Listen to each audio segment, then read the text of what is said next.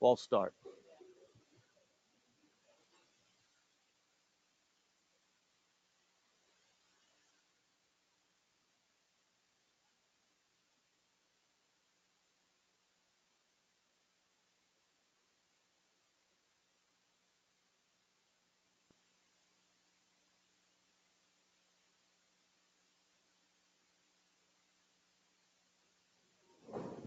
Good morning.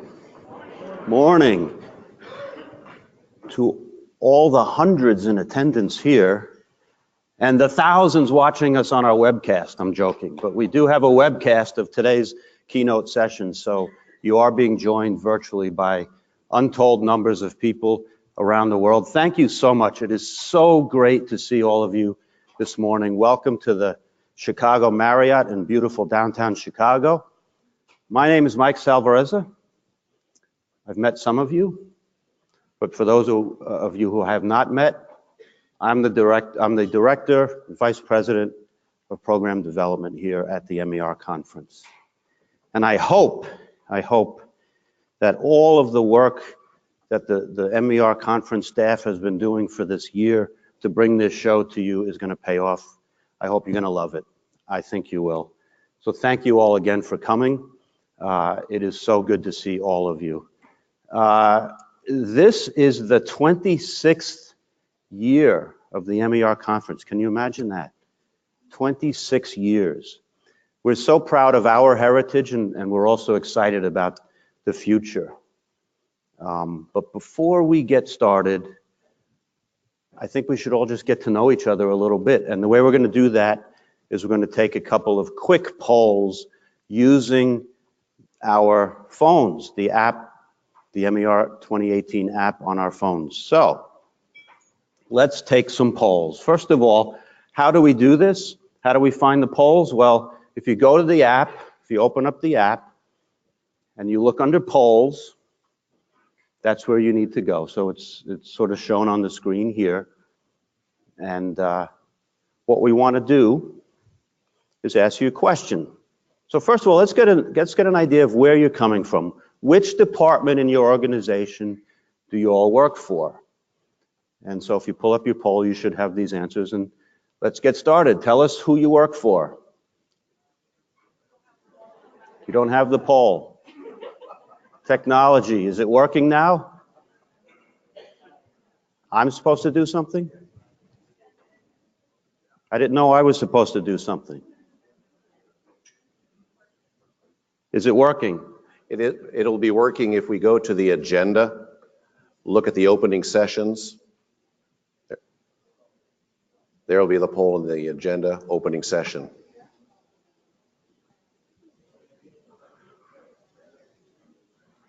Okay, it seems like some of you have it working.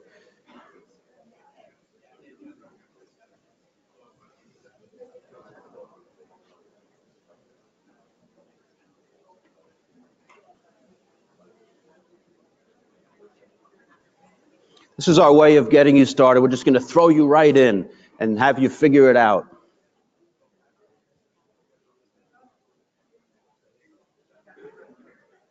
We've got 80 of you voting so far. Looks like records management is in the lead.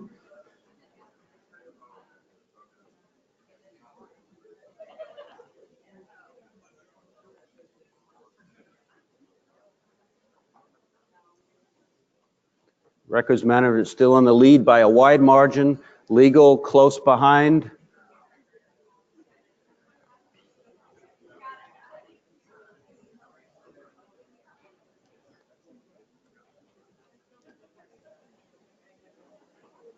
Okay. Why don't we close that poll? Why don't we close that poll? And can we show the results?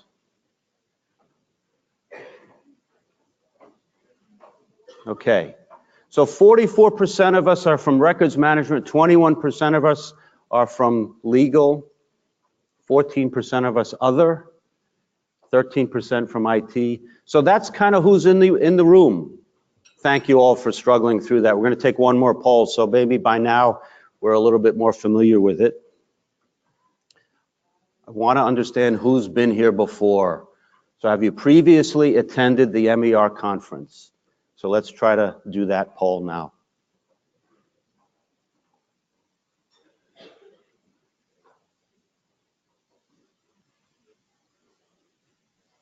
This is a closer horse race.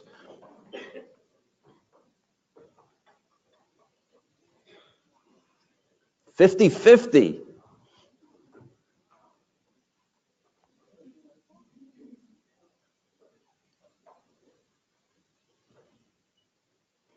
Okay, I think we have enough of a sample size. Great. So we are about split. Just about half of you have been here before, and just about half of you have not been here before. So that's terrific. Thank you for doing that. So many new faces. About half of you are new to the MER. I hope that you're going to find this a wonderful experience. And for those of you who are returning, I hope that we will continue to live up to your expectations and your past experiences with this conference. Thank you so much for doing that.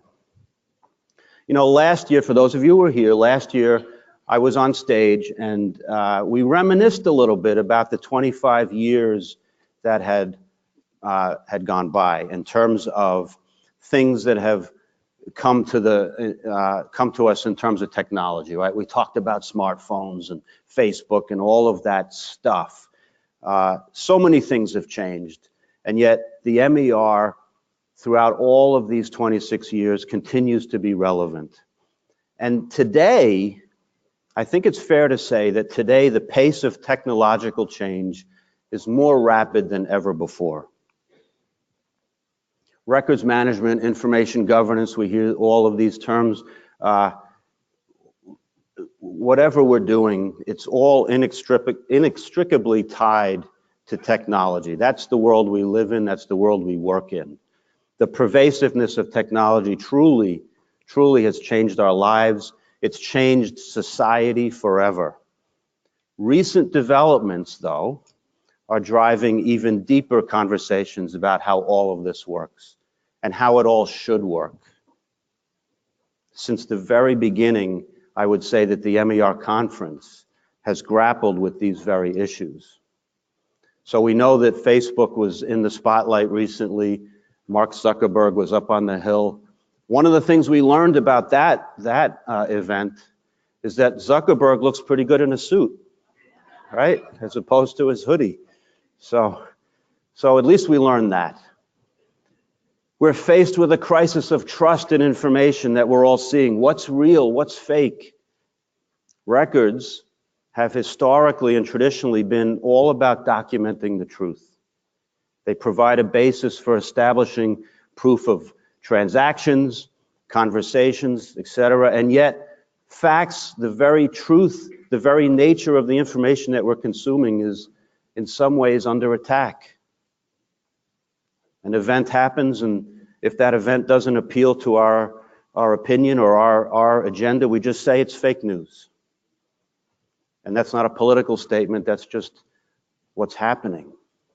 So our role as records managers, as custodians of that information, as information governance professionals, is more important today than it ever was. Because we, in a sense, are the custodians of the truth through those records and that documentation. We have a pretty major event coming up in a couple of weeks. Have you heard about GDPR? Well, do we think regulations are the answer? I mean, the MER has always been focused on three aspects of managing electronic records: the legal, technical, and operational dimensions of these challenges. And GDPR is right around the corner, May 25th. Is more regulation going to help, or is it not? Well, let's take another poll. Is your organization ready for GDPR? So pull out your phones and let's see where we are. Are we ready for GDPR? Are we not? Are we sort of ready? Do we not know?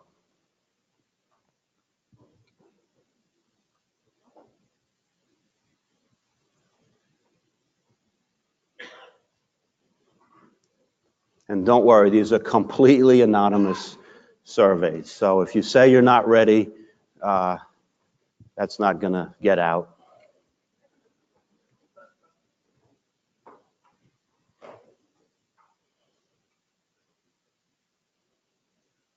Okay, so let's close that poll.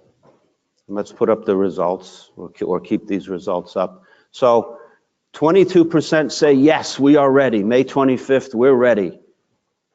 We're able to sleep at night. I can go out to dinner tonight and I don't have to worry about GDPR. 20% of it say no, we're not ready. 34% say sort of ready. And 24% we don't know. It's a major event coming up. We will be talking a lot about GDPR over the next couple of days. I have another question. This one's kind of a bit different. So GDPR is about privacy in a lot of ways. Privacy is a big deal these days. Data breaches seem to be happening all the time. Data breaches seem to be happening every day. And the numbers are staggering, right? Hundreds of millions of accounts are breached today. It's incredible. So do we think that regulations like GDPR are actually going to work? Are they actually going to prevent the problems that they're intended to solve? In other words, do we think that privacy is even possible in this day and age? So have some fun with this. Yes, I'm optimistic. No, it's never going to work. Maybe, maybe not. I refuse to answer to protect my privacy.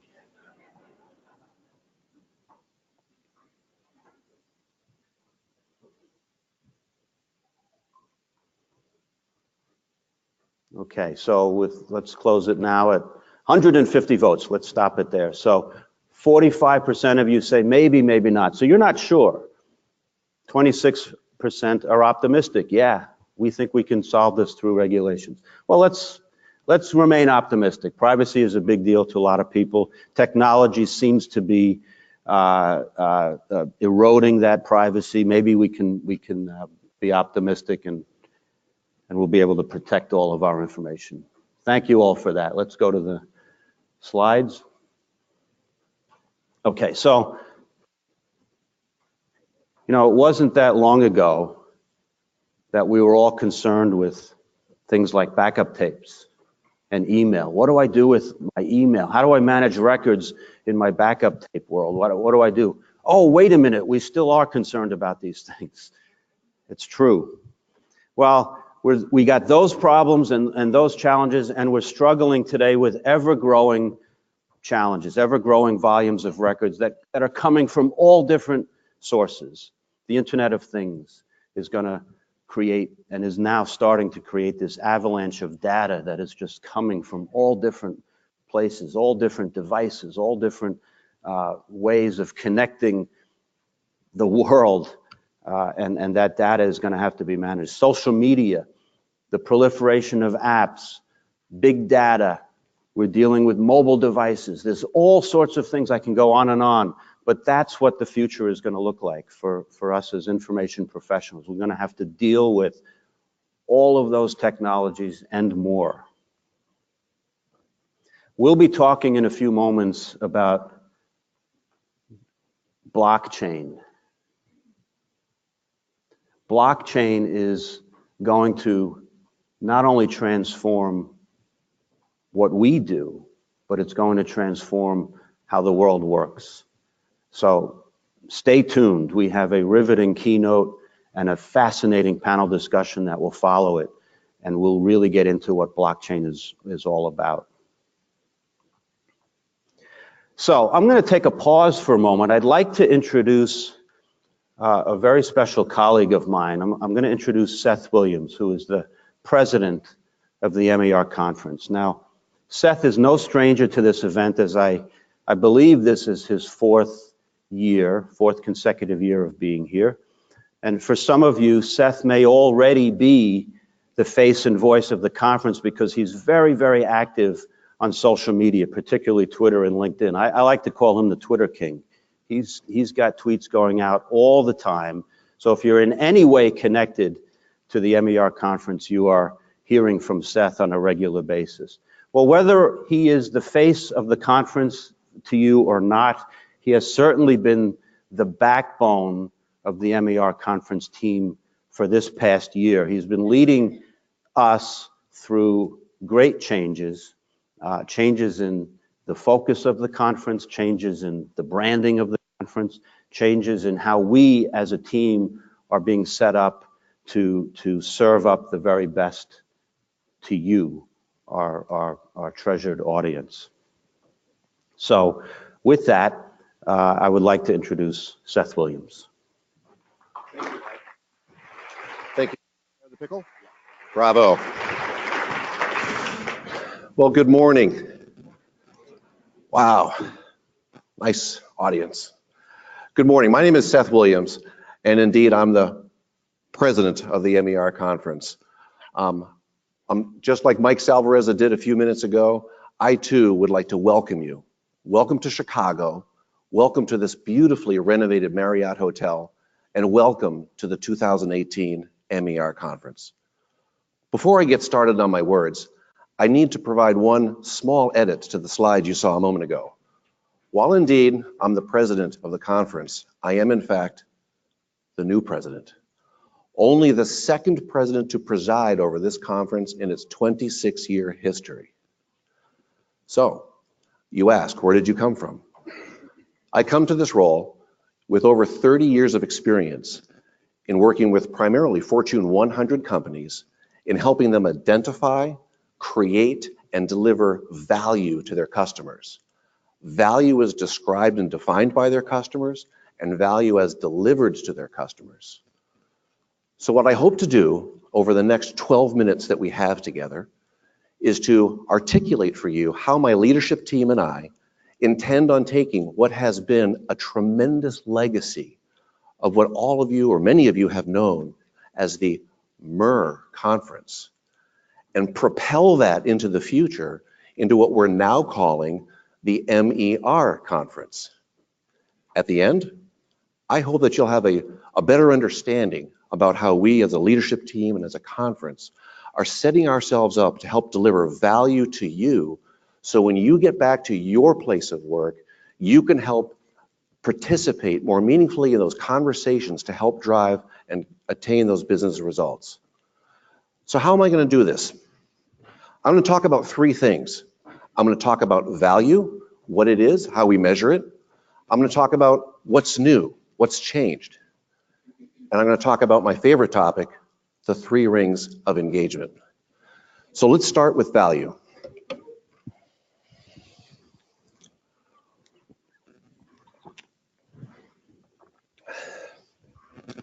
A number of years ago, I was working for the world's largest in vitro diagnostics company. And I was sitting across the desk, or the table, with one of our largest customers, and we were talking about a new analytical system that we were bringing to market. We were talking about how this system would improve the overall functions of their laboratory in the United States. After some discussion about the improvements of value, she leaned forward and said, as only a clinical chemist can do, I have an actual algebraic equation that will help us understand whether or not the system you and I are talking about can increase value to my laboratory. With that, she stood up, turned and went to the whiteboard and wrote the following equation. Looking at it more fully, she said, and described it to me, value is a function of the quantity of the accuracy of the analytical result and the accuracy of how that result describes the patient condition, multiplied by the time that any improvements in time that you can deliver to deliver this result to me, and then divided by the cost of delivering that analytical result. So, in looking at this formula, you can see algebraically that at any point in time, I can affect the accuracy, the numerator, and I can increase that, we increase value. Similarly, any improvements in the turnaround time of delivering that result increases the numerator, increases the algebraic result, increases value. And obviously, anytime I can reduce the cost, the same is effect. That's how we increase value. In looking at the MER conference, we can do the same thing. With only a slight modification to the algebraic formula, if I focus time on content quality, delivering to you what you need in order to more meaningfully equip you and prepare you to return to your place of business and positively affect the decisions that are being made so your company can achieve business results. If we can do that, I think we're delivering value. And if we can do more of it, we're delivering value. Similarly, if I can affect the time that we deliver this in, if I can do it more frequently, if I can reduce the time investment that you have to deliver to participate in this quality, that's a good thing. It increases value. And finally, obviously, anything we can do to affect the cost and keep that down, that affects the quality as well. So, as it relates to quality and what we can do, that's my commitment. That's what keeps my team and I not awake at night, awake during the day, because we're jazzed about delivering on that formula for you. So those are my comments on value. With that, you say, Seth, you've been in the job for 10 or 12 months. What have you done? What's new? What's different? For that, there's a lot to talk about, but I'm going to put that in 3 different buckets. I'm going to say there's content, there are connections, and there's collaboration. On the content side, we have MER Sapient. MER Sapient is our non-event, online, currently webinar-based mechanism for delivering MER quality content and speakers to you. Once a week, you receive, and thousands of your colleagues receive, a detailed email detailing the different sessions that are available to you, complimentary.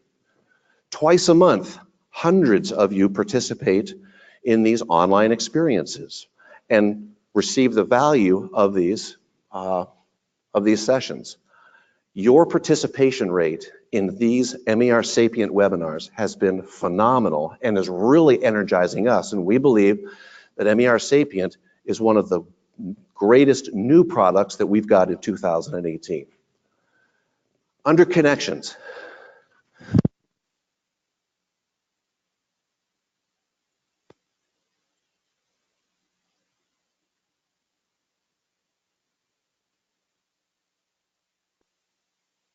right, are we back on?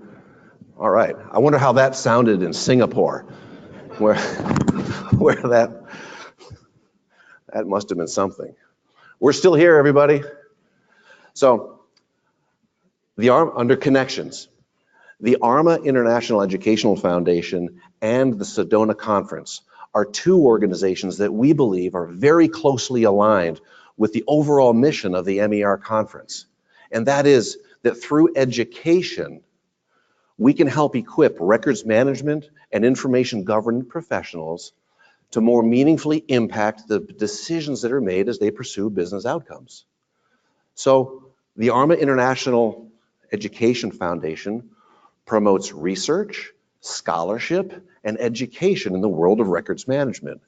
And we're delighted to participate and connect with them and use some of their information, as well as we contribute back to them financially and support them. The Sedona Conference.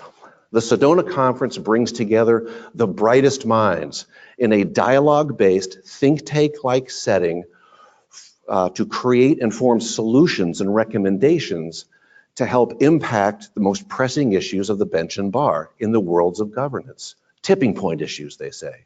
Similarly, we are delighted to have a relationship with them. Many of the speakers are affiliated with the Sedona Conference, and like the ARMA International Education Foundation, we also contribute to the Sedona Conference financially as well. Collaborations. Collaborations are key for success, particularly as we look at that algebraic equation.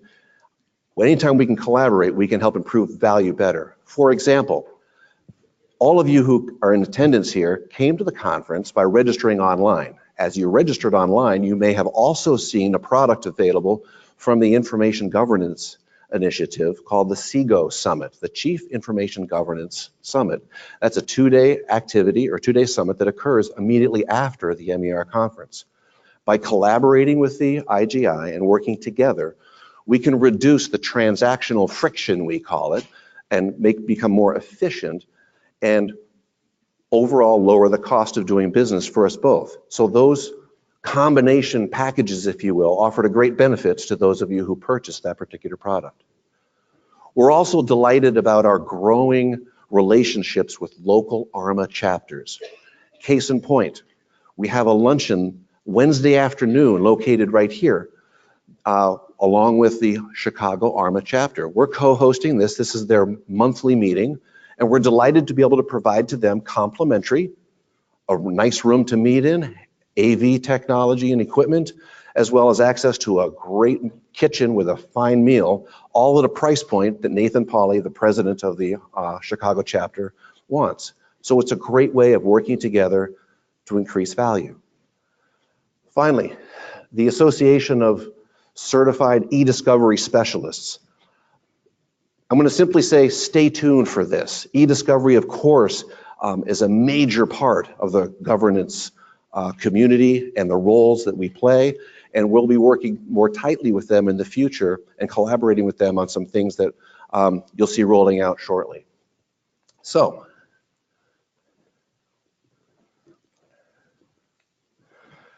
the 3 rings of engagement. This is the part that I really get excited to talk about. The 3 rings of engagement. Clearly these rings, each ring represents 3 constituencies of the MER conference, and I'll talk more about each of those in just a few minutes. What I'd like to draw your attention to is where those 3 circles overlap. It's that place where they overlap, the sweet spot, if you will, that we believe is very unique to the MER conference and the MER experience. It's a sweet spot that we don't think you'll find at other conferences, trade shows, or meetings. MER speakers are invited to the MER not just for their content or their topics, not just for their expertise and their thought leadership, but for their ability to communicate those resources, those assets to you during their sessions.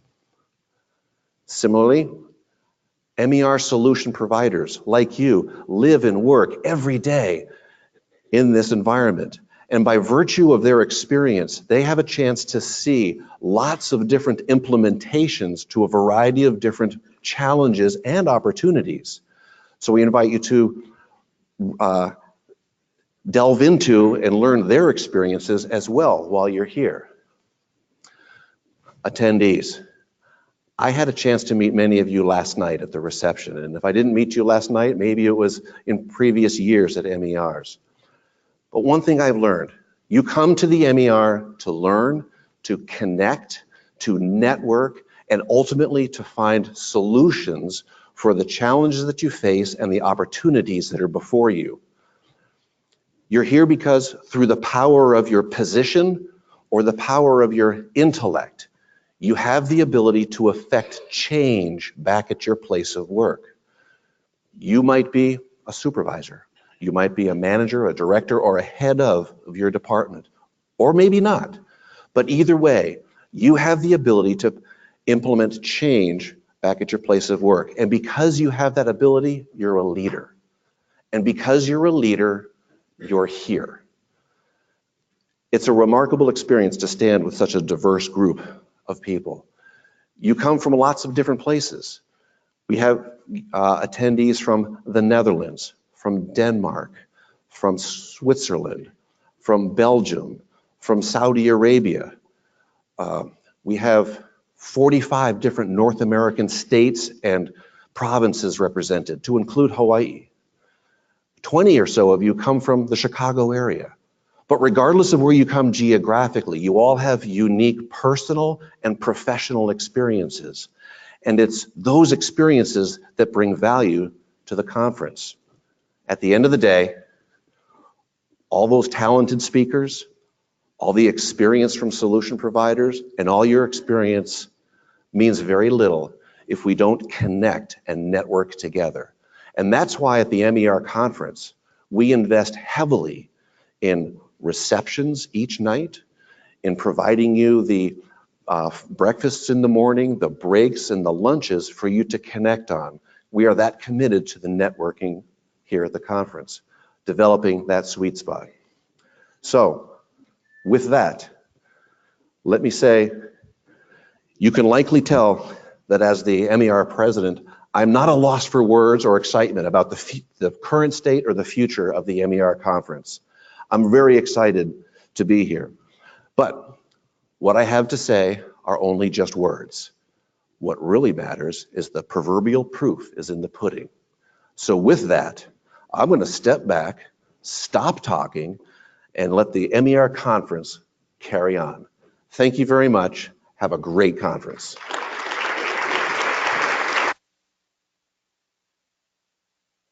Thanks, Seth. Thank you, Seth. Okay. Where are we? We're in the wrong PowerPoint.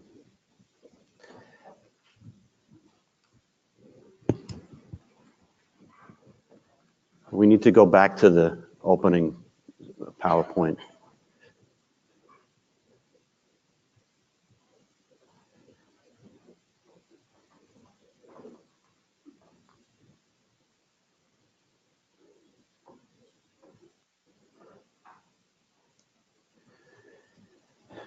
Okay.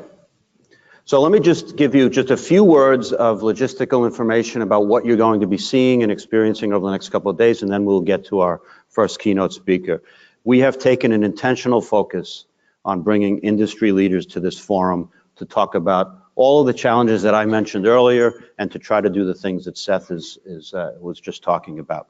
For example, we have an entire set of GDPR sessions on Tuesday, and that will reveal what you need to know, what you need to do, and what solutions are available to help your organization meet the challenges of that particular requirement. We have sessions dedicated to cloud computing, to the Internet of Things, to social media, and we're going to learn, for example, there'll be a session on Office 365 from Microsoft. We, of course, have a full complement of sessions on the legal aspects of managing electronic records. We'll have our annual update from Ken Withers on the state of affairs, but we'll also deal with things like legal holds, trade secrets, data breaches, and so on.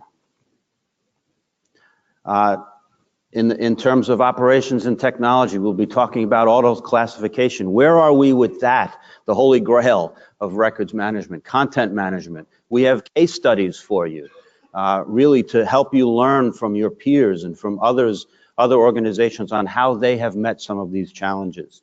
And of course, we have a set of solution sessions, solution showcases, where you can go and hear from our solutions providers in greater detail on how their solutions are really making an impact with some of their customers.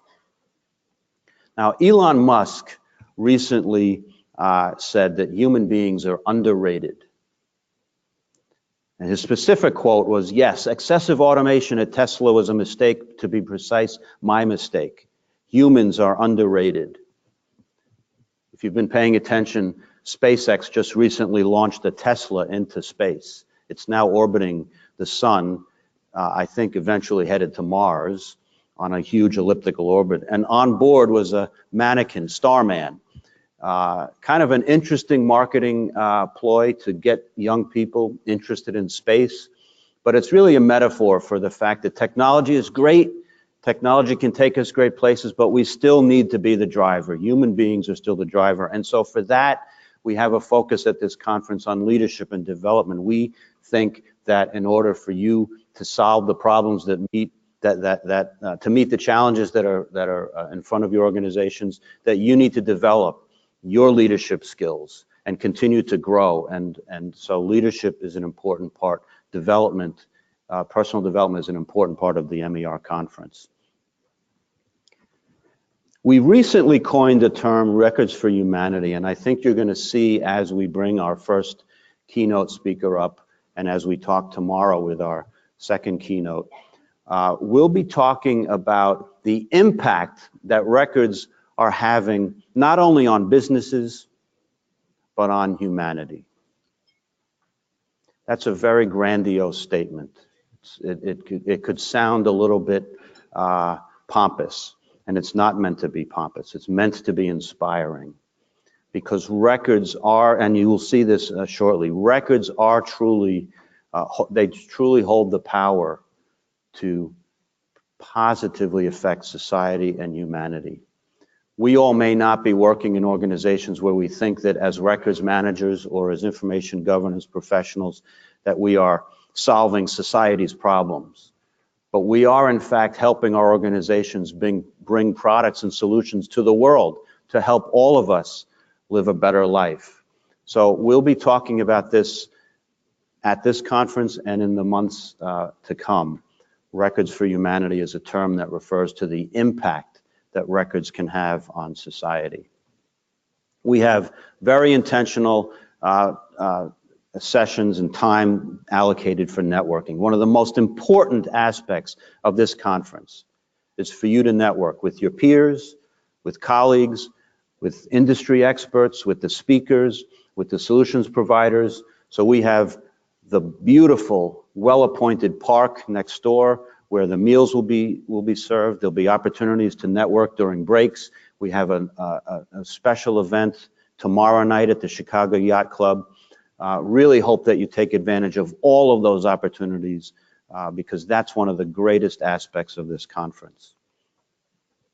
The park, as I said, is right next door, and in addition to the refreshments and the ability to network and connect with others, the solutions providers are in there. So meet with them, get to know them, get to understand their technologies and their solutions.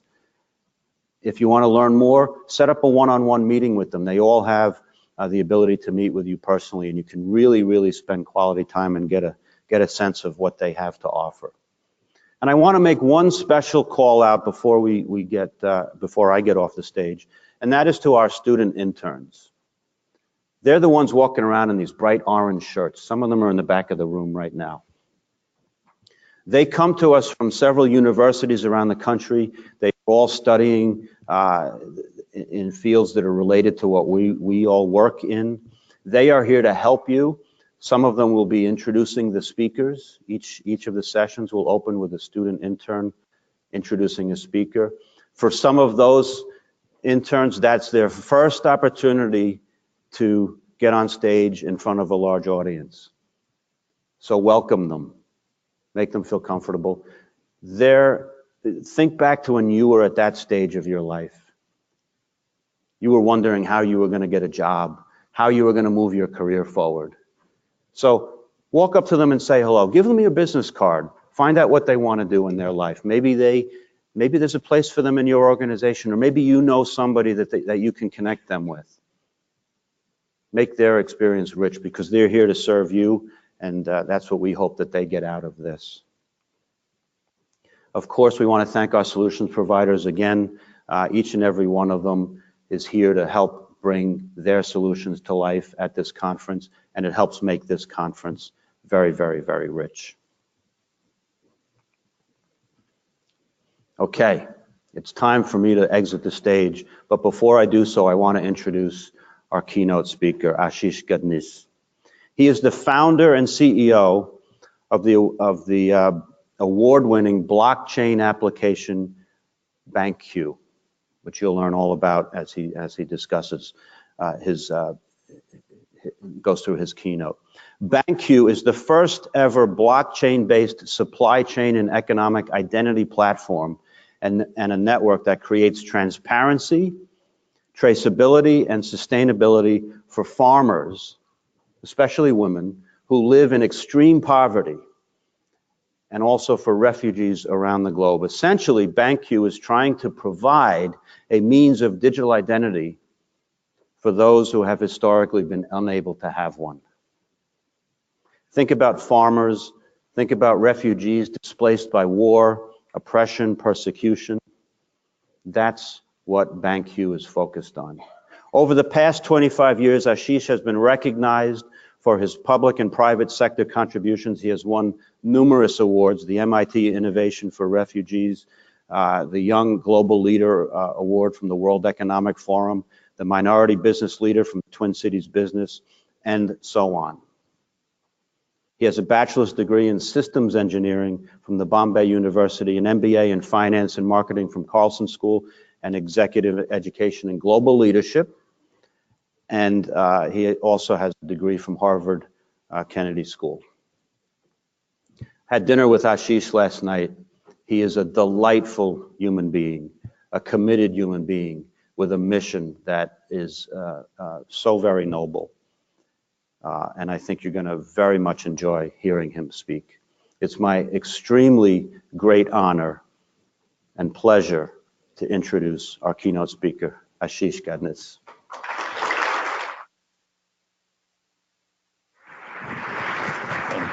Thank you. Thank you, everybody. Thank you for taking the time, Mike and Seth and all your team. I really appreciate it. It's very humbling to be here. A couple of quick things. I have ADHD, so I'm going to bounce around a little bit. So apologize up front. It'll make sense as the conversation goes by, but it might seem a little disjointed to start with, so I apologize. So my name is Ashish. It's like hashish if you've smoked any. Just kind of makes it easier. Jason. Pay attention. I'm just messing with you. And so what we'll do is we'll have a conversation. I'll talk about how we're using blockchain in some of the toughest parts of the world. I'll kind of level set in terms of how I see blockchain. If you thought we were going to talk about Bitcoin, then you're in the wrong place. I'm not going to be talking about cryptocurrencies or Bitcoin. So none of that stuff. We'll just talk about what are some of the basic problems the world is facing around gender inequality, extreme poverty, modern day slavery, and things like that, and how all of it comes down to records, which is kind of interestingly the grounding principle of this conference. And I'll start with a little bit of just my personal background that then kind of relates. And I don't like slides, so I have just a couple of pictures that we'll talk through. So I was born and raised in the late 60s in Mumbai, India. Grew up poor like everybody else. Don't have pity, I'm here, so pretty blessed. But there's a couple of key incidences that tie to records that I'll walk you guys through. And by the way, if you disagree, again, I don't have all the answers. I'm not an expert. I'm not a blockchain expert. If somebody says they are, they're just lying to you because we're still all learning about blockchain. But I'll try to make it real, right? So if you never see me again, my hope is you can apply some of these grounding principles that we're seeing in poverty zones to your day-to-day work, okay? So I was born in poverty as like everybody else. And in India, if anybody's from India, we had a ration card. What a ration card is, basically, it's kind of a little piece of paper that gets you your family rice, wheat, and oil for the week. And I hated it. And the reason why I hated it, because you're standing for countless hours, standing in this line, and you are a nobody. You don't exist, right? Because at the end of the day, your ration card is nothing but a handout, right? And the handout doesn't really dignify your existence because you have no paper, you have no records, and so on and so forth. But I was very fortunate, in India in those days, you could either beg or code. So I started coding. And I got out of poverty, so nothing special. But I was fortunate. I got a scholarship, studied to program, started Fortran. Anybody remember Fortran? Worked on A-series mainframes. So if anybody can relate to that, especially the young kids, they're like, "What's a mainframe?" They're like, "Look at eyeglasses." They're like, "Is that a frame?" I'm like, "No, it's just eyeglasses." Anyway, but I fast forward. I came to the United States in 1994. And I had $240. I came legally, if anybody's listening. It's just, you never know these days, right? You just have to be just level set here and don't call ICE or anything like that. But I was fortunate, right? I had work. I came legally, and I was working in Boston. At the end of the month, I had $200 because we're Indians, we're cheap, so I'd spend only 40. But at the end of the month, I had a rent receipt, piece of paper. I had a pay stub, a piece of paper, and I had a utility bill, a piece of paper. And my boss said, staple those three and go open a bank account. I'm like, seriously? So suddenly the light bulb went on, which is at the end of the day, somebody was going to value my records. Somebody was going to value, in 1994, somebody was going to say, you exist. Somebody was going to suddenly bank me. Right? And for me, it was like this, wow, okay, this is going to help me get out of the cycle of poverty, right? Everything is relative, right? Again, my poverty in India was different from the poverty what I saw in Congo many years later, right? My poverty in India was I hated the fact that I had to share a toilet with 16 families. But then fast forward in 2012, I was very fortunate. I built and sold a couple of startups, sold my last company in 2012. And I started to volunteer in Eastern Congo, Democratic Republic of Congo. It's one of the largest countries in sub-Saharan Africa, probably the harshest place at that point in my life that I had ever seen. Because growing up in poverty in India, I thought I had it bad, till I went to Congo. And these two pictures kind of remind me of how to be humble every day. Because at the end of 2012, I had a giant ego that could fill this room. I could solve all the problems, right? Because I had made my money, I had sold my company to a really big company. And here I was in Congo thinking I was going to do good in the world. I was completely wrong and stupid about it. And what was interesting about these two pictures is if you could see on the left-hand side, there's a kid who has a kid on his back, if you can see that. I don't know their names, but I got to know them, right? And these kids walk for 4 hours one way to get a jerry can, which is like this yellow can of contaminated water, and then they walk back, right? And that's their life. And again, as we have this conversation, I'm not looking for you to have pity. I'm asking you to think about dignity. I'm asking you to think about the value that these people have been not given because they can't prove their existence, because they don't have records to prove their existence, okay? That mother on this side is a farmer, right? So I had spent a couple of years as a volunteer CEO for USAID, which is an agency out of DC, some of you might know. I was a volunteer CEO for a social enterprise that I'd helped start. And what's interesting about that was that it was a social enterprise that we were going to help women farmers get out of poverty. We were going to bring water and so on and so forth. So over 2 years, 2013 and 2014, we thought we were doing great work. I thought I was doing great work. Again, from the wrong place of ego and pride and blah, blah, blah. And we were getting a lot of awards. At the end of 2014, I got into a fight in Congo. Not a great place to get into a fight, but you know, here I am, right? And what was interesting about the fight, it kind of changed my life, that puts me here today, is that these women farmers had worked extremely hard. One of the women farmers wanted to open a bank account. Women are smarter than men. We all agree, correct? If you don't, I'll have a conversation with you later. But women are just simply smarter than men. And for me, that moment when she said she wanted to open a bank account was an eye-opener around gender equality, which was this woman had every right to get a bank account because A, she was smarter than I'd ever be. B, she had seen 50 years of horror that none of us will ever see. And 3, she was extremely hardworking. She had Harvest. She had 3 different United Nations identity cards, paper. She had 3 different microfinance loans, more paper. She had Harvest that we were buying from her, more paper receipts. So in my mind, when she says, I want to be banked, she had the perfect CRM, right? There's a CRM conversation happening. So she had every possible checkbox of my Salesforce.com CRM mentality, right? Which is, you're bankable. So we went, and the local bank said no. And that completely destroyed me because the guy kept saying, I can't bank her. And I'm like, well, that makes no sense. Why would you not bank her? She has all the records that proves her existence in this supply chain, right? She exists. You can't tell me she can't be banked, right? So I got her to fight, obviously, but it didn't go anywhere because at the end of the fight, he's like, look, man, I can't bank her, but I'll bank you. And it broke my heart. That's where the name of the company comes from. I run a company called BankQ. And it broke my heart because at that moment, he had completely destroyed my ego. He had told me that I existed because I was a US citizen with a US passport, with a bunch of existing records that I could prove my existence in the world supply chain. Yet this mother, who was smarter than me, much more hardworking, had seen more horrors than I'll ever see, she was unbankable because she could not prove her records, right? And what was interesting about that example was as I dug deeper, it bothered me so much I started digging deeper, right? Because I realized we had made a big mistake. We had completely screwed up because at the end of the day, we had certified her poverty. Think about it for a second.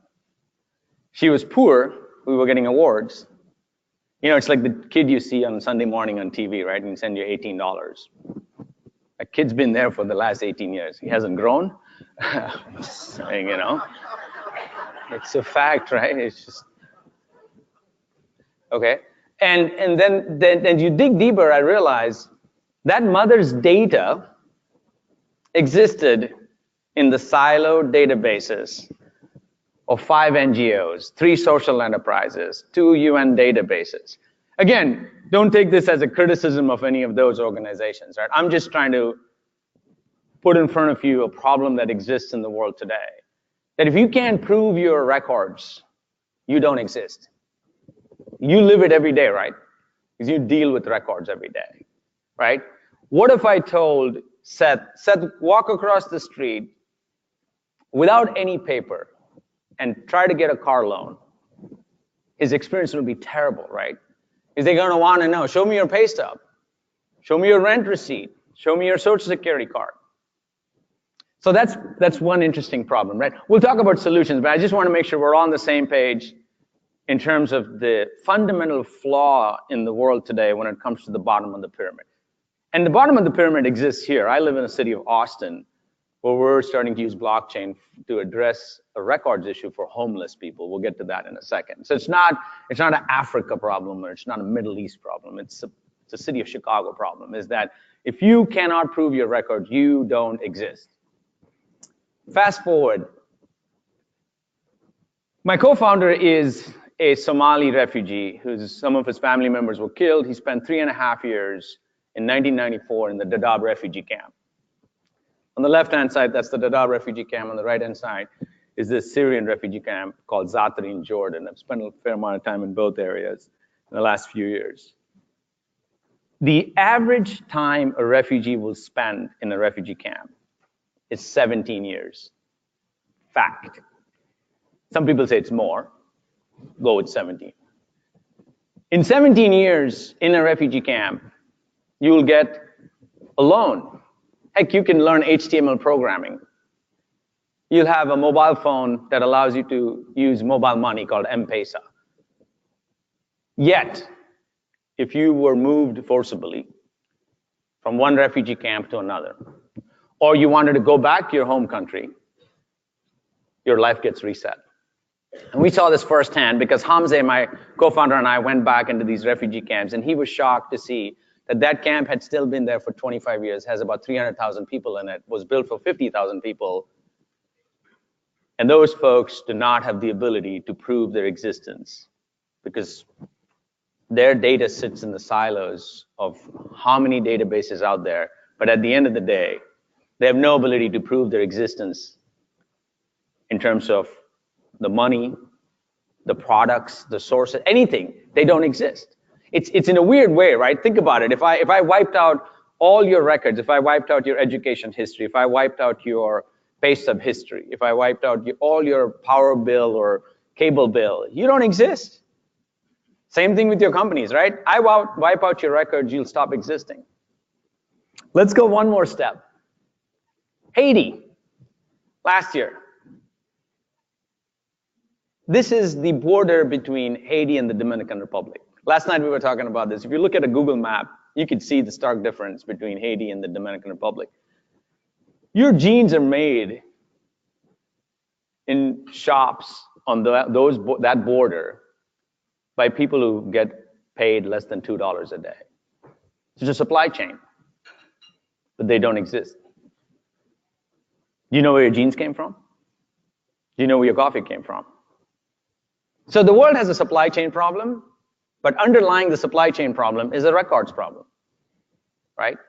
Feel free to disagree, but if you can't prove your existence in supply chains using these records, how are you going to get out of poverty? How is that mother ever going to get out of poverty, the mother that I interacted with in Congo? So the next best thing we've done is we keep certifying their poverty, right? It's very expensive to be poor. Let me say that again. It's very expensive to be poor, right? A mother in Colombia borrows at 40% interest on $1 every 2 weeks. People think about microfinance and all of these different aid mechanisms, and not a slam, but it's just a fact, right? If I'm borrowing at 40% on a dollar and I have 3 different microfinance loans, I am never getting out of poverty. Yes, you can parade me on your website as a great customer, but when was the last time a social organization or somebody who's certifying that poverty went out of business because those people are no longer poor, right? So the point I'm trying to make is that the heart of the issue around records for people in the bottom of the pyramid is that they don't exist. One last example, and then we'll talk about solutions. This is an issue in the US every day, right? Homeless in America. I've spent some time now in the city of Austin and other places, right? If you're homeless in any large city or a small city in the United States, it all comes down to a backpack. People who are homeless today or experiencing homelessness have a backpack, right? That backpack has their papers, records, Social Security card, disability insurance card, whatever. If you lose that backpack, you get reset. You don't exist, which means you're going to start all over again. I know folks who couldn't get a job because they lost the backpack, which means they lost the proof of their paper. So that's kind of the basic premise of what we can solve using technologies like blockchain. Everybody on the same page? We're good so far? Not going to kick me out yet? All right, good. Fabulous. Okay, so now let's talk about, well, how does blockchain solve all of this? First, blockchain is not the final answer, right? 5 years from now, who knows what we'll have. But blockchain is an interesting technology that has fundamentally at least changed my 30 years of tech career. I started in the mainframe business, okay? Did a lot of punch cards and then Fortran, changed a lot of tapes, right? And if you look at the emergence of technologies over the last 30, 40 years, it's always been a one-sided transaction. So we'll go deep into this, right? This is kind of the key piece, and then I'll start relating back to solutions, all right? Quick show of hands, is this making sense? Everybody, okay, all right, cool, thank you. The world is a one-sided system today. Let's take an example, right? Earl, if I can. If I sold Earl a cup of coffee right now, and he gives me a credit card, I have Earl's data, correct? There's a lot of GDPR conversation and stuff like that. So I'm going to walk you through an example, simple example, that non-blockchain example, and then we'll talk about blockchain in a second. So if I sold a cup of coffee to Earl right now, and I take his credit card, I have his data. Because I own the database, right? I might own the database with Visa, MasterCard, or whatever, right? Earl gets a receipt. He might get an email saying, thanks for buying the latte. But if Earl left Chicago and went to Denver or London, he cannot prove that he owns that transaction. He cannot prove that I sold him the cup of coffee. He has the paper receipt, but the paper receipt could be stolen, correct?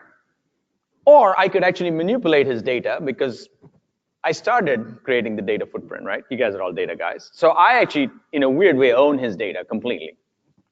So in this simple transaction, one-sided transaction, he doesn't exist. You know, it's like the Wells Fargo example, right? I kind of kid about it, but if Wells Fargo was using blockchain, and we'll talk about blockchain in a second, every time they created a fake account for you, you'd get an email. I'm going to create a fake account for you. Would you like to? Right? But it didn't happen, right? So the way the world works today is it's a one-sided transaction, which means whoever creates that data footprint owns the data footprint, which means you have no rights, okay? Now let's look at blockchain, right? All that's cracked up about blockchain, right? Where is it? Where is it stored? Who has it? What about cryptocurrency and yada, yada. We'll get into that in a second. The basic definition for me of blockchain disrupted my understanding of 30 years of software. I'm a geek, right? I can code. If you showed me a painting, I'd be like, what? But I can code. So in this traditional database management systems, which I was used to, I created Earl's information, I stored it, I managed it. I did whatever I wanted with it. There was no consensus. There was no agreement, right? Now I might have somebody, have a supervisor look at it or super admin access. I could archive it, do whatever. But URL doesn't exist really, correct? So along comes blockchain with this notion that if we created a distributed ledger, which means all parties participate knowingly, agree to the transaction, and get a copy of the transaction, right? I'm giving you a very basic, non-geeky, non-cryptocurrency definition of blockchain, right? That was kind of the premise, right? The reason why Satoshi or whoever came up with Bitcoin and everything, the real fundamental definition, at least in my opinion, and then I'll relate it to these live examples, is if Earl and I did this transaction on blockchain, he gets a copy that says at 9:15, I sold him a cup of coffee. I have his data. He has his own data. He can prove it. And the physical cup of coffee is an asset that can be tracked. And now I have a distributed or consensus mechanism where we are all agreeing to it. So it's like this massive Google sheet, right? Where we're all agreeing to it. But no one person owns it, right? So there are three keywords, and then I'll talk about the real life world of how blockchain is changing lives, right? So there's three simple words that you're gonna wanna remember when it comes to blockchain. And I'm assuming there's varying degrees, right, of knowledge. People have never heard of blockchain. Somebody in the audience, like, I just closed $1 million in Bitcoin, so we're like both ranges here, right? So I'm just gonna give like the basics. So the heart of blockchain are three keywords, right? Immutability, which means that it can be changed. The second word is consensus, which means we've agreed that it can be changed, and it technically can be changed. And then there's value, right? If you look at the heart of blockchain technology, it's that it's immutable, which means it cannot be changed or altered. There's a consensus, which means people are agreeing to it. And there's value. 99% of the world is lost in the last one, which is value, because it's Bitcoin, right? People give value to stuff. If I sold that cup of coffee to Earl and we agreed it was going to be 2 Bitcoins, and you guys, everybody in this room agreed to it, heck, we could start a happiness token right now between Earl and I. And we could sell it to you all, and you'll be all suckered into it, right?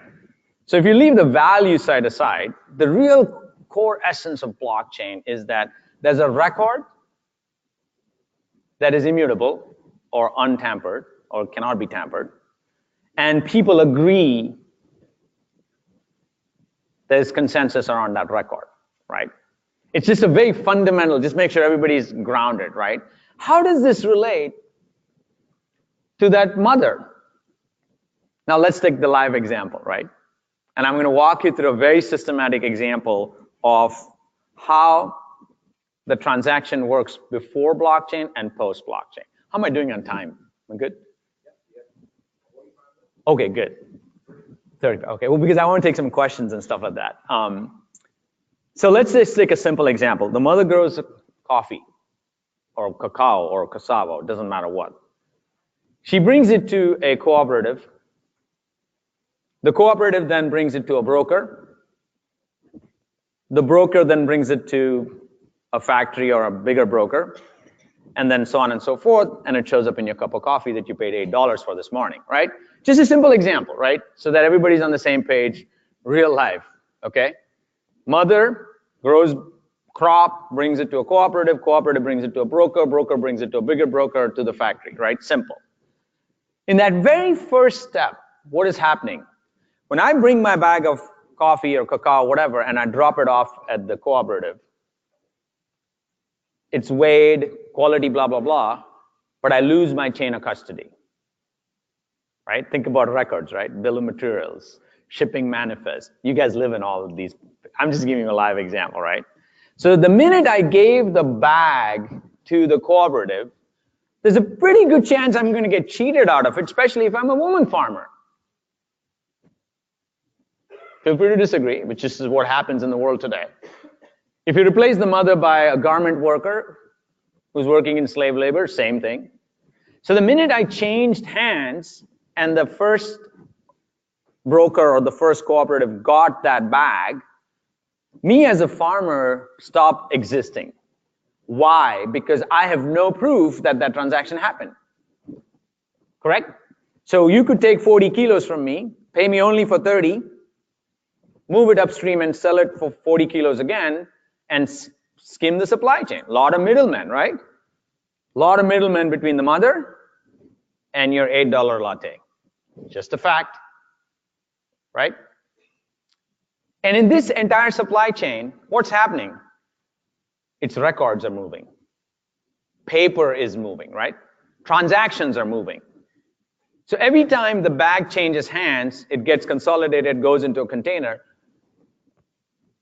there's more paper being created, right? Yet at the same time, somebody's saying, well, they're certified farmers, they're fair trade, they're Green Alliance, or whatever the new thing is, right? But is it? How do you know? How do you know that the mother didn't get cheated? Did the mother get to participate? Did the mother have a copy? Could the mother prove that this was a piece of land that she was growing harvest? No. Why is that? Because every transaction, as it changes hands, is a one-way. Right? Was that my sign to get up? No, just kidding. So it's changing hands, records are being created, yet that mother's making less than $2 a day. You're paying $80 for your pair of jeans, but the people who made it are probably making less than $2 a day, right? Because they don't have any sort of an existence in that supply chain. There's no traceability, there's no transparency, there's no records, right? A little bit deeper, darker, right? So if a war breaks out, and the mother is forced to move with her children, and she's moved from Congo to Rwanda or wherever, she cannot prove a single thing, right? A live example, right? If you've been reading about what's happening in Myanmar with the Rohingya crisis, right? There's 1 million refugees that were created in the last 6 months, if you didn't know. Absolute butchery, genocide, right? Yet, if you say, well, they can come back if they can prove that they were here. Wait a minute. If I came and started killing your family and burning your house down, you think you're going to collect papers and leave? You're going to just leave, right?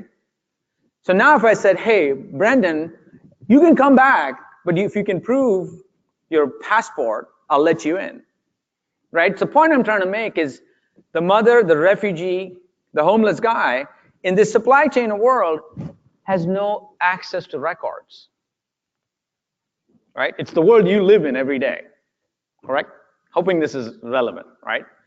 So now, let's apply the blockchain definition on top of it, right?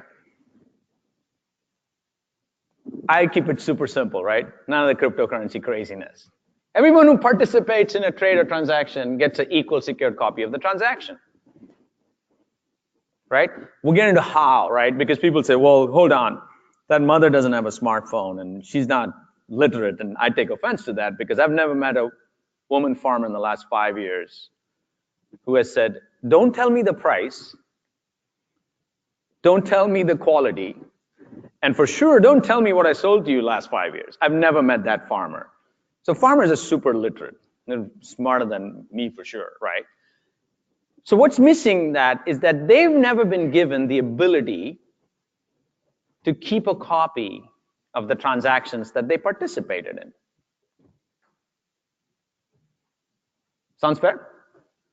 And the reason why they haven't been given, because technology didn't exist, because the minute I dropped off my bag at the cooperative might have an Excel spreadsheet or an Access database, or backend could be SAP, Oracle, who knows what. But she never gets a copy that she can now say, hey, I exist. This is my data. Okay? And this is kind of that inflection point we're in, right? Who owns your data?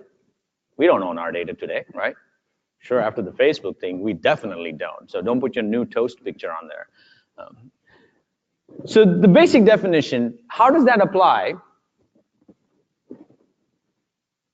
to that mother now. So here's what we did, right? In 2016, and this is just, again, I try to keep it simple, right? If you try to make it too geeky, it doesn't really matter, right? Who cares about the geekiness of it? It has to be real. It has to be human, right? So after that fight in 2014, I quit my volunteer CEO role because I thought there was a flaw. There's a fundamental flaw in the world, right?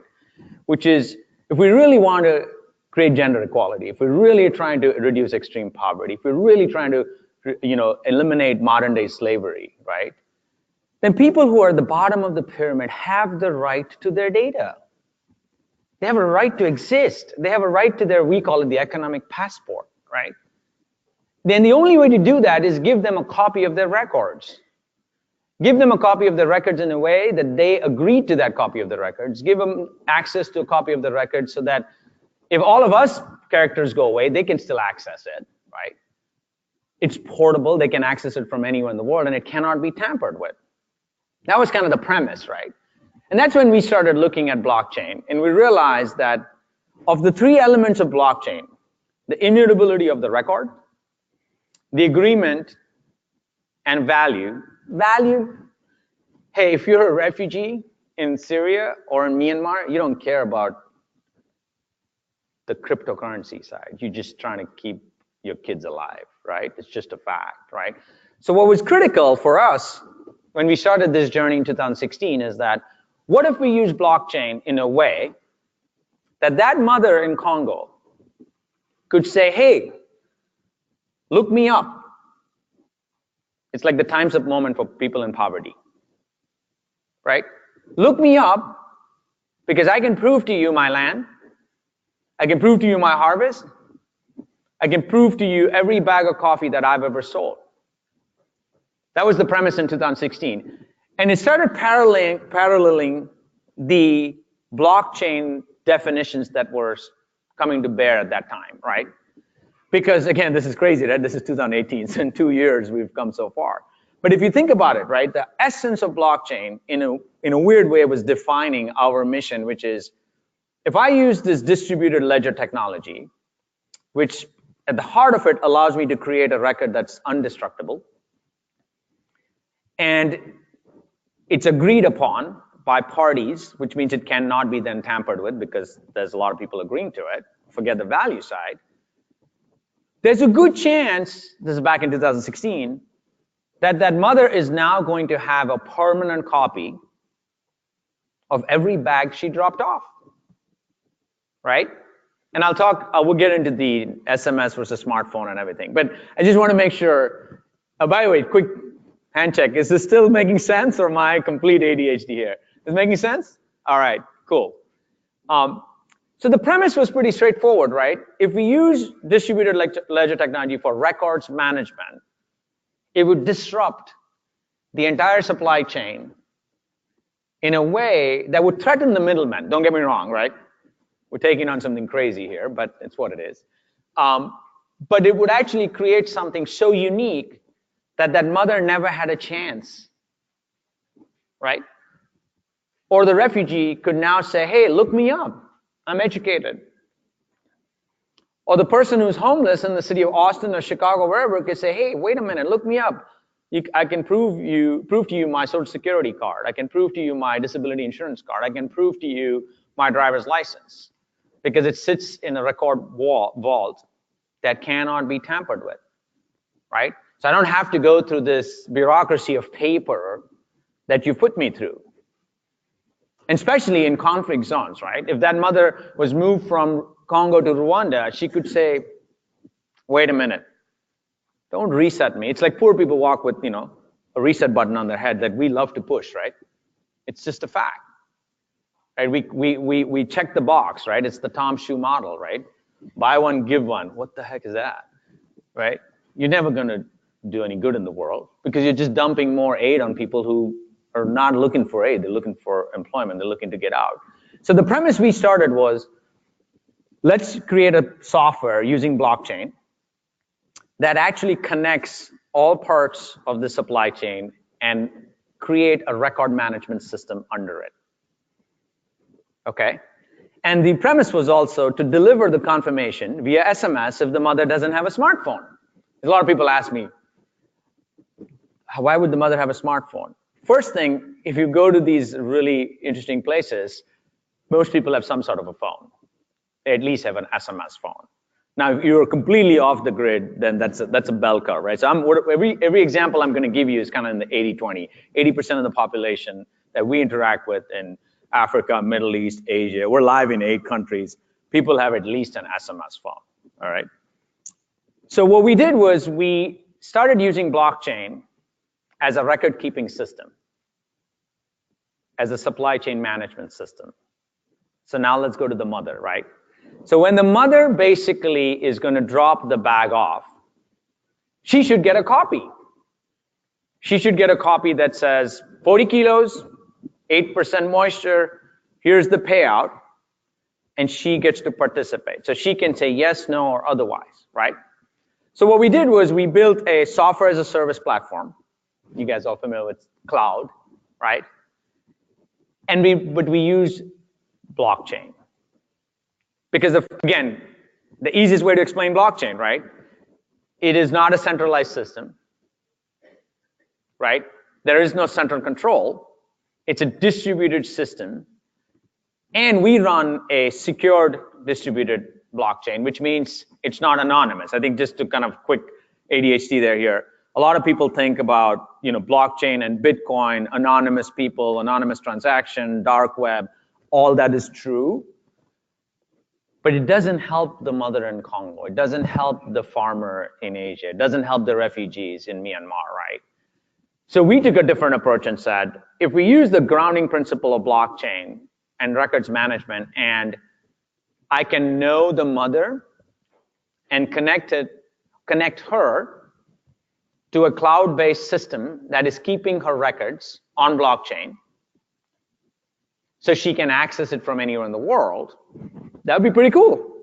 So that's how we started, and fast forward today, we've achieved that, right? So we'll get into that in a second. But let's look at the actual transaction, because it's kind of important, right? If you never see me again, I'm going to walk you through the nitty-gritty of the transaction, because you can apply it in your day-to-day life then. So let's look at how we did it. Software as a service works across cloud, Google, Amazon, Microsoft, right? So nothing centralized. And because it's a blockchain, there is no database. That's an important component, guys, right? Because blockchains, the way they were built, they weren't meant to be centralized, which means you shouldn't have to have a database, right? Which means there's no one governing authority, and which also means that people who participate have equal rights to the data, right? So we created a software as a service application, and we connected the mother, the middlemen, and the large companies that are buying their crops using just SMS or wherever there's a smartphone. So here's how it works. It works pretty simple. If I'm the farmer and Earl's the cooperative and Mickey is the broker and Jennifer is the buyer, when I come to drop off my bag, because we're all connected to this cloud-based application that's just pure blockchain, via SMS, when Earl records 40 kilos for 14% moisture or whatever the metrics are, I get an SMS. And I can say yes, no, otherwise. Because Earl and Mickey and Jennifer are connected to each other in this secure trust network consensus, he can cheat me, not you per se, Earl. He's like wondering what's going on here. But he can still mess with the transaction, right? But remember, guys, the core principle of blockchain for you guys from a record standpoint is once he captured the 40 kilos, Jennifer knows it's 40 kilos. So does Joseph, right? Which means, yeah, you can pay me for 30, but then my participation is going to say, you just paid me for 30.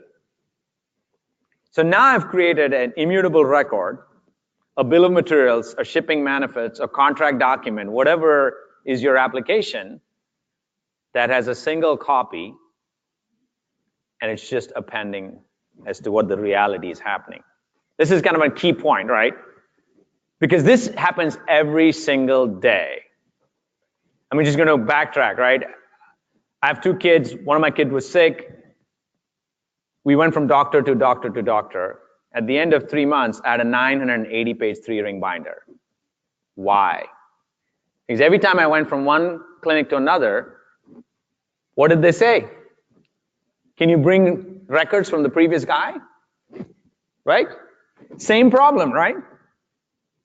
If I had an immutable record that proved all of my kids' health history that the doctors could just consume, I wouldn't be walking around with a 980-page 3-ring binder, right? I'm kind of giving you two world examples here, right? First world, third world, right? And so when I'm dropping off this bag of coffee, if I got a copy of that transaction that says 30 kilos, Jennifer's only going to pay Earl against that drop-off of 30 kilos. So what I've done is I've created a level of transparency and a record management system that cannot be gamed. This is making sense? Right? It's a fundamental shift, right? For me, I still struggle every day, right? Because I'm used to putting everything in a database. I'm cramming everything in a database. I'm cramming everything in a spreadsheet, and I'm emailing it out to everybody, right? But just the simplest example I've given you of this farmer is what happened to the farmer now. The farmer has a copy that she can access from any device in the world. You can attach biometrics. We attach selfies. We keep track of every photo ever taken. Because remember, the blockchain never updates. It only appends, right? Let's take another real-life example. If you're a refugee and you lost everything and now you got an education in a camp, okay? They give you a piece of paper that says you got HTML programming, right? What happens if they get moved again? That paper is not certified. It's like me saying on LinkedIn, I went to MIT. I could lie about it, right? A lot of us do it, right? I'll just speak for myself. You guys don't, I'm sorry. But point I'm trying to make is, how do you know that data is certified? Whereas in a basic blockchain premise around records and supply chain, if I said I went to MIT, and if I was connected to MIT, MIT would say, well, wait a minute, he didn't go to MIT, right? It's a single record. I'm giving you different dimensions because I'm trying to get across the point that all this talk around cryptocurrency and all is great, but the heart of blockchain is records, transactions, right? Transactions and records that cannot be tampered with. Does this make sense? How much time do I have? Because I want to kind of open some 15. Perfect. So what I want to do is now kind of show you a visual of what the world is with and without blockchain, right? It's a very easy, simple example, right? While I'm a geek, I love to just kind of keep it down to earth, right? What happens in the world today in the old way, if you put yourselves in any one of these silos, you might be one of them, or you might be dealing with one of those silos, right? Because there's just data floating around, right? So what's happening to people who are in poverty? Their data is sitting in all these silos. So they're chopped up 7 different ways. Your data today is that way, right? If you move from London to the United States and you're £1 million in London, I can bet you money you don't get a credit card within the first 30 days in this country, correct? Why is that? Because there's no way to prove your existence. You don't have an economic passport, right? So what we've done is pretty simple, right? If you use blockchain, all of that data that's yours is now part of your transaction history. We call it the economic passport. It's a very fundamental premise, right? What's the value of a passport? It allows you to move between countries because it proves you're legit. What's an economic passport? It proves your records. The big difference is 4 words, and then we'll open for questions, right? If you see the difference between the first picture and second picture, there are interesting 4 words that are not there, is the ability to own, the ability to access, the ability to monetize, and the ability to permission your data. This is the most fundamental shift, at least I've seen in my 30-year career, which is, if you can see there, if I have my own economic passport that proves I sold coffee to Earl, I got an education from, Chicago University, and I have a health record from, St. John's, and I own that data, and it's going to affect all of us, no matter what. If I can own, access, monetize, and permission my data, then I can say, Mickey, I'll give you a set of keys. You can see my health data. Jennifer, I'll give you a different set of keys, and you can see my ag data. And Earl, I'll give you a third set of keys. You can see my soil samples, right? Because that's the missing link, right? Because today, I can't do that in traditional systems, because each one of these own their data about me, but I don't.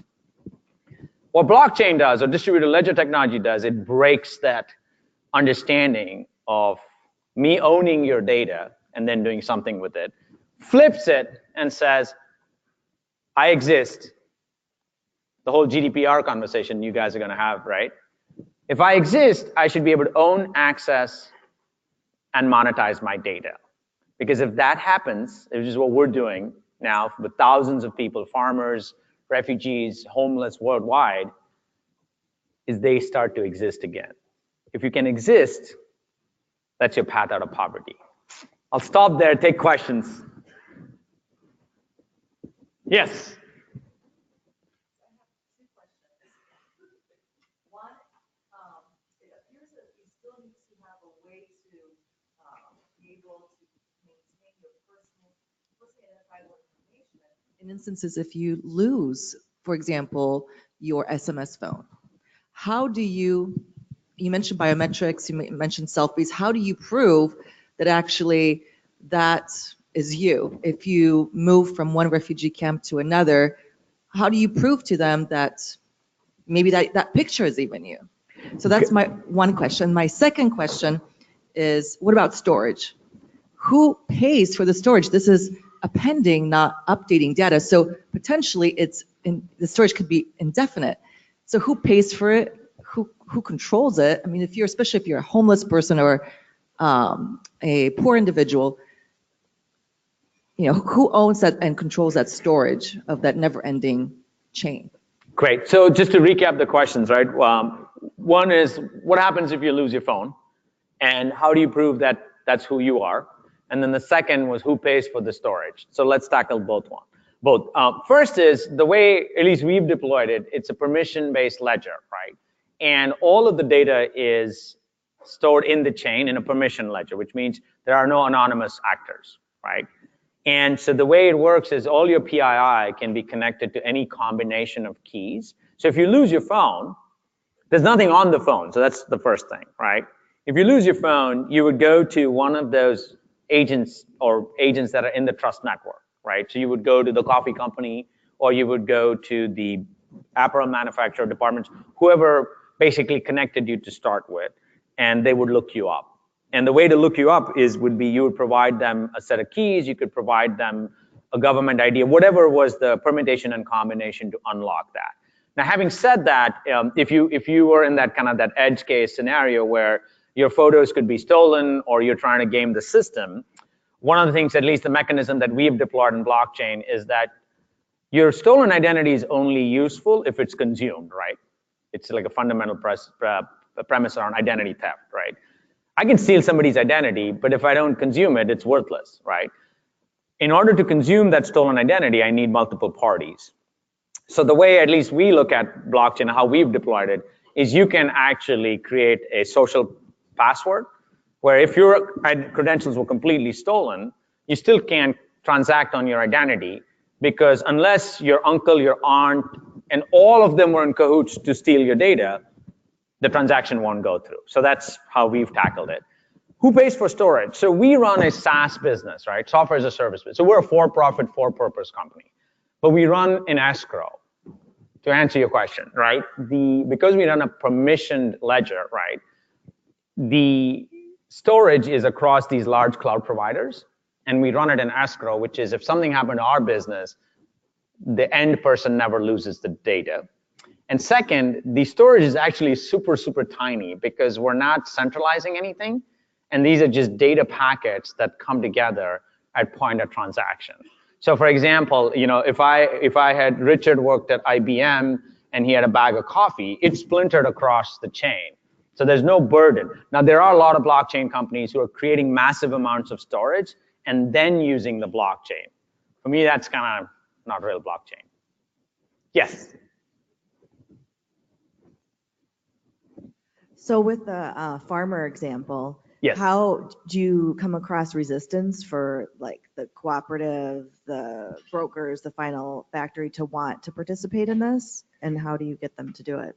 So the question was resistance, right? What sort of resistance we faced with farmers? So first of all, we've never seen any resistance from the farmers, right? Because as I said, if you talk to people who are in subsistence farming, they don't want to be subsistence farmers, right? They don't want to have 3 microfinance loans and never get out of poverty, right? So we don't see resistance there.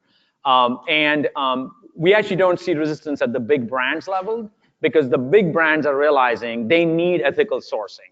They need to reduce the cost of their supply chain. They need to reduce the cost of who their customer is, right? So the resistance generally comes in the middleman. We actually said, hey, look, the brand's responsibility is to basically incentivize the middleman, because if there's a clean record of bill of materials moving that can't be gamed, you can actually incentivize your middleman to be more efficient with blockchain. So that's how we've addressed it. So yeah, I don't get into any fights anymore.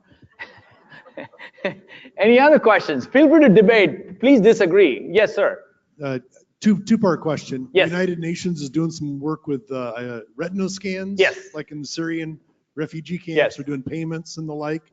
I don't know if that's on blockchain yet. And then the other question is can you, when there's 2 competing blockchains in the same area, does one have to win out? Because this thing works when there's scale and everybody's on the same blockchain, but like there's, in different markets, there's sometimes multiple blockchains.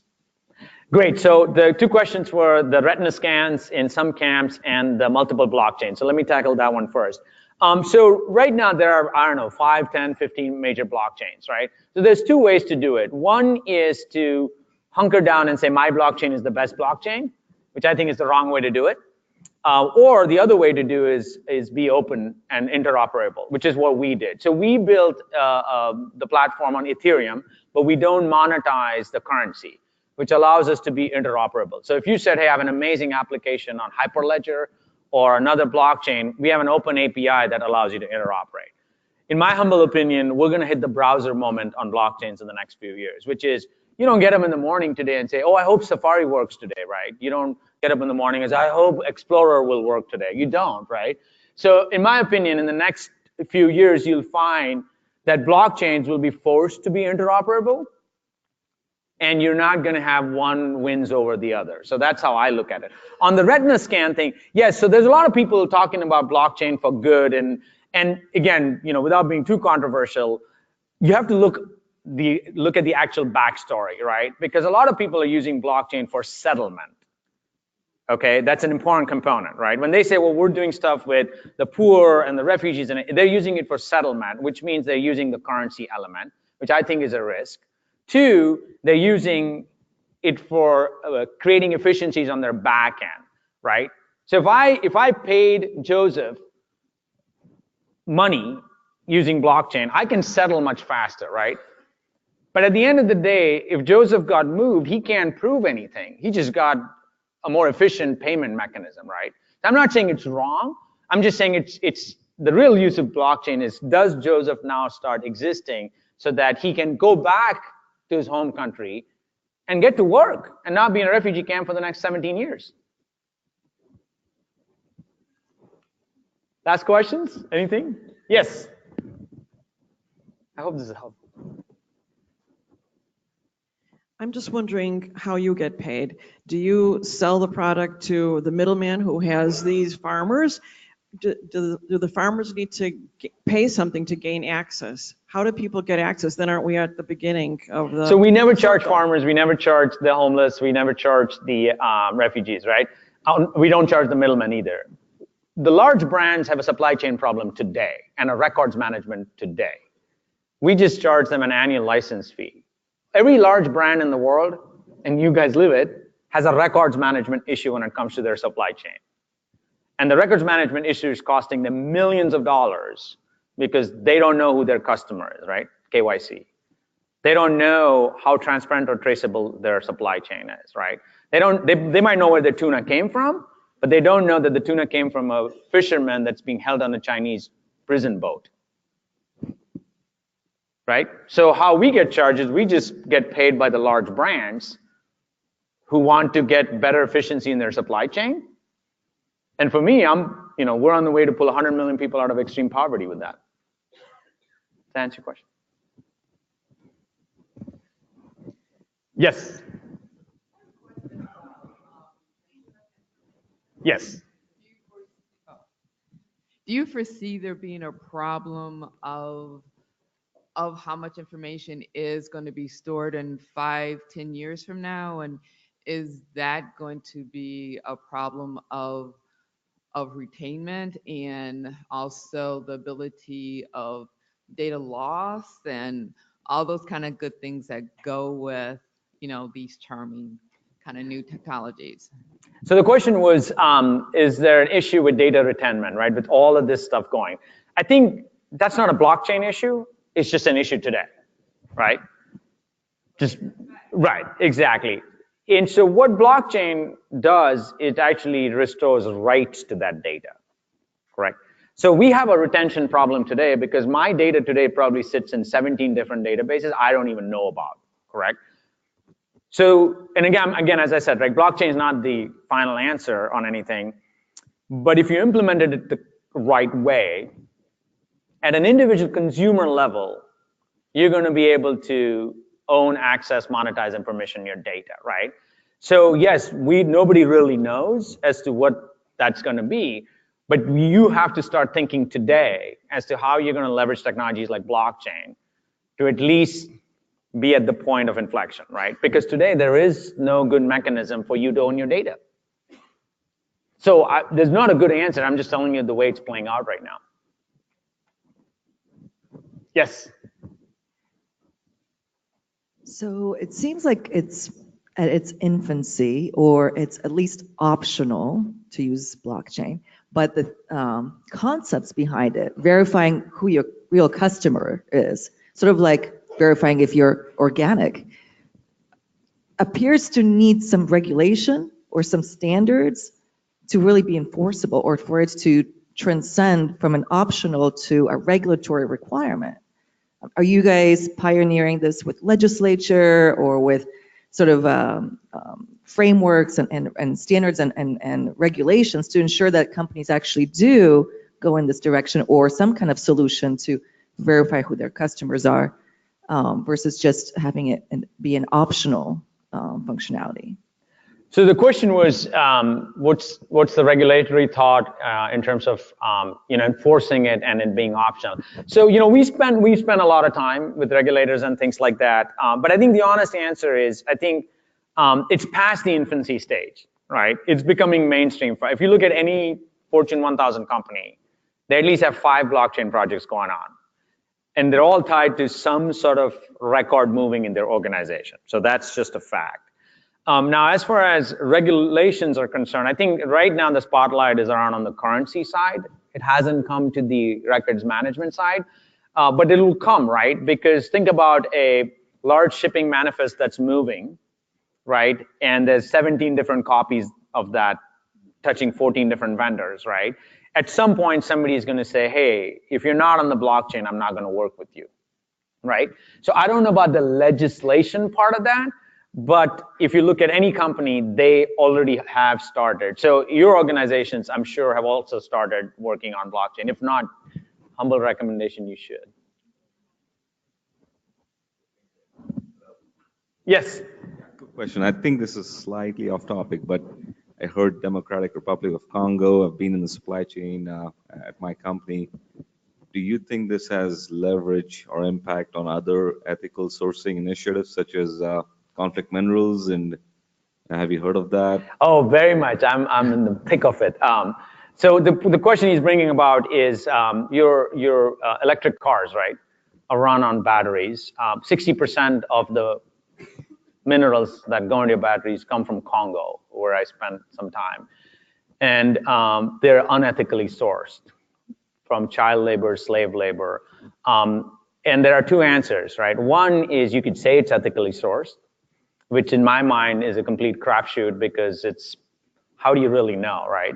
Or the right way to do it, which is the hard way, is you use technologies like blockchain and IoT to not only pinpoint the mine, but you triangulate if the child was in class in the bench so that he's not in the mine. So that's the kind of work we're doing, because it's not good enough to say my coffee or my diamond is ethically sourced, right? Do you really know? Because at the end of the day, and this is an article that came out a couple of days ago, is that these large automakers and battery operators have suddenly realized that, oh my God, these children are being held in absolute slavery, yet we are consuming the iPhone. Thank you, appreciate it. Yes.